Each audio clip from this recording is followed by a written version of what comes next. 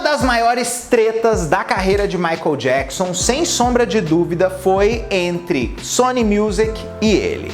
Essa treta aconteceu por causa do cancelamento da promoção do seu álbum Invincible, que até hoje os fãs dividem opinião sobre o teor do álbum no final das contas.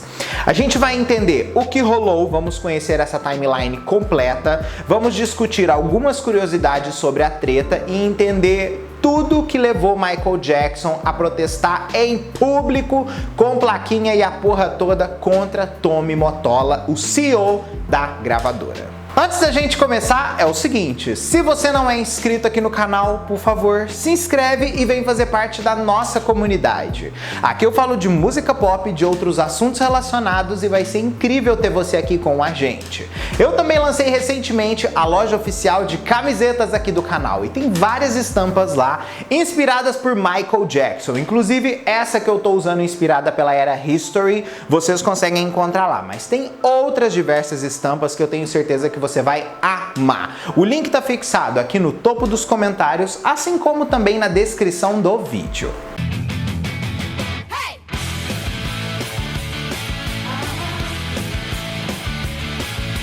Antes de nós chegarmos de fato no barraco, nós temos que conhecer um pouco da história antes dele acontecer. Por quê? Foi por causa dessa história prévia que as coisas começaram a dar errado em certo ponto. O disco Invincible era o 10º álbum de estúdio do Michael e era o álbum que ele estaria lançando para o novo milênio. Então houve um investimento de produção absurdo nesse álbum. Na verdade, o disco custou 15 milhões. É o álbum mais caro de produção de todos os tempos. E quando o Michael já estava tipo assim, no final do último ciclo de gravação do álbum, ele queria mais grana para a gravadora investir no trabalho para ele gravar mais faixas. E a gravadora deu ultimato para ele falando que não, que era para ele escolher o que ele ia lançar porque o disco já tinha que estar na mão deles para 2001.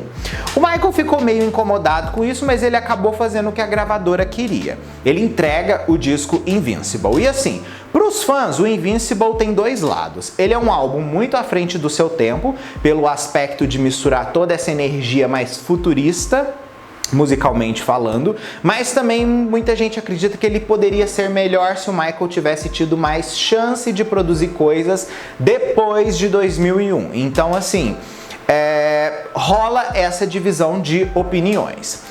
É aí que começa oficialmente já a primeira das tretas envolvendo Invincible.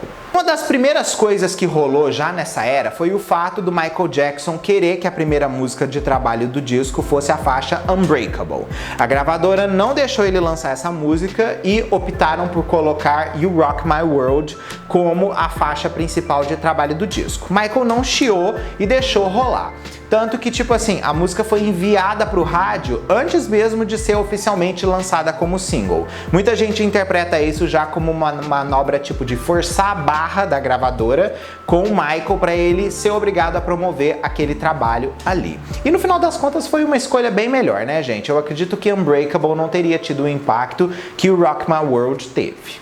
Quando o disco saiu oficialmente, ele foi direto pro topo das paradas, mas ele vendeu apenas 363 mil cópias na sua primeira semana, o que não deixou a gravadora otimista para o futuro do disco.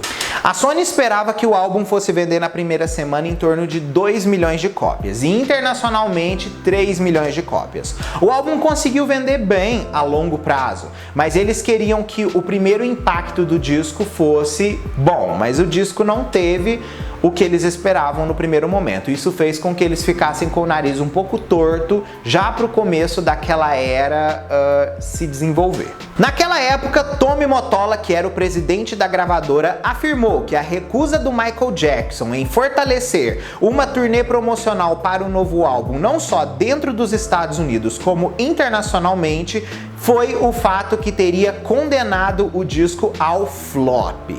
Inclusive, o Tommy Mottola disse que essa situação do Michael Jackson ter recusado promover Invincible seria uma forma já de protesto no primeiro momento por um outro acontecimento que rolou, que foi envolvendo a faixa de caridade What More Can I Give? E meio que tipo assim, foi mesmo por causa dessa música. Porque o que rolou, gente? What More Can I Give? Quando teve o 11 de setembro, essa música teria o intuito de ser lançada como um single de caridade para arrecadar grana para os afetados pelo 11 de setembro, né?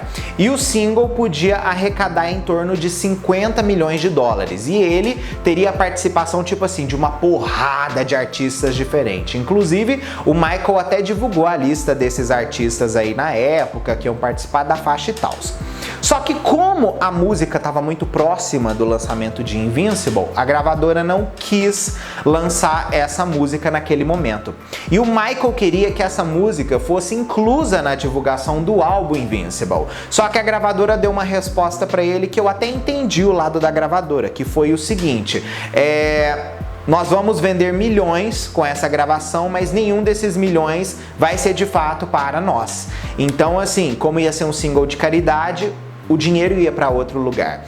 E não era o que a gravadora queria, eles queriam ganhar de volta o que eles haviam investido no Michael. Essa música havia sido inspirada depois de uma viagem que Michael Jackson fez à África do Sul, onde ele conheceu Nelson Mandela em 1999. Michael disse que a canção visava encontrar estímulo na trilha de ataque sobre a América para criar um senso de união global em face da grande violência e assassinatos em massa. Então, assim, era um projeto não só ambicioso, mas também que tinha um fundo muito importante para a sociedade naquele momento. Mas, assim, a gravadora não quis. Por causa dessa situação, o Michael ficou muito revoltado com a Sony. Então, ele começou a se recusar mesmo a fazer as coisas pro Invincible. Então, você pensa só, eles não querem deixar eu fazer o álbum do meu jeito mais, não quiseram lançar a música de caridade que eu queria, enfiaram meu single no rádio de forma vazada antes de lançar oficialmente, então já que eles estão fazendo a parte deles aí em atos rebeldes, também vou fazer minha parte. Então ele recusava mesmo a fazer as coisas. O golpe inicial havia sido dado antes do lançamento do álbum, quando Michael Jackson exigiu que a Sony renegociasse seu contrato. Michael queria a posse de todo o seu catálogo de gravação dentro de 3 anos, em vez dos 7 anos especificados no contrato vigente. Sim, Michael não era dono das suas masters. No contrato dele havia uma carência de tempo para que ele precisasse cumprir antes oficialmente dele receber isso. Ou seja, nesse período de 7 anos, né, que ele queria que fosse em 3 anos o contrato, no final das contas, a gravadora podia fazer o que quiser com as músicas dele. Podia lançar do jeito que quiser. Então, assim, seria uma forma do Michael conquistar o que era dele de volta naquele ponto, 3 anos depois, para de fato ele começar uma carreira pós-Sony. Só que a gente sabe que não deu muito certo. Além disso, Michael pediu que a Sony colocasse mais 8 milhões de dólares na divulgação do álbum. A maior parte desse dinheiro era inclusive para pagar o clipe do terceiro single do disco, mas a resposta da Sony foi um mega não. Foi aí que no mês de junho de 2002, depois que a merda já estava feita, que o álbum já não estava com divulgação mais, que ele resolve começar um embate público com essa história toda aí envolvendo a Sony. Michael inicia um ataque não só à gravadora, mas também contra Tommy Mottola por causa dessa decisão de cancelar a promoção do álbum. Pouco antes do lançamento do Invincible, Michael já havia informado Tommy Mottola que não renovaria seu contrato com a Sony dentro dos termos que estavam especificados ali, que estavam prontíssimos para expirar em 2002. E todos os singles depois lançados no rádio, filmagens de vídeo, promoção, entre outras coisas, foram todos cancelados como resultado da discórdia. Foi aí que o Michael começa a procurar aliados para dar para ele a possibilidade dele falar sobre o assunto da gravadora. É aí que duas pessoas fundamentais entram no meio do rolê. Uma delas é Johnny Coltrane e o outro é o reverendo Al Sharpton. Ele realizou uma conferência de imprensa para falar dos protestos, assim como para contar a versão dele da história. Tudo isso entre junho e julho de 2002. Michael acusou a gravadora de conspiração conspiração contra seus artistas e atacou pessoalmente Tommy Mottola, chamando ele de racista.